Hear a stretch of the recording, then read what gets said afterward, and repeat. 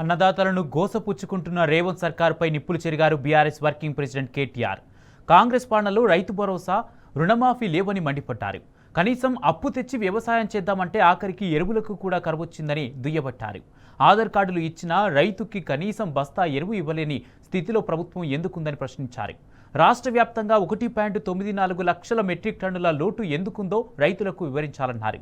266 రూపాయలుగా ఉండాల్సిన బస్తా యూరియా ధర ఇప్పుడు 325 రూపాయలు ఎలా అయిందో రైతులకే కాదు రాష్ట్ర ప్రజలకు మొత్తం తెలియాలని తేల్చి చెప్పారు.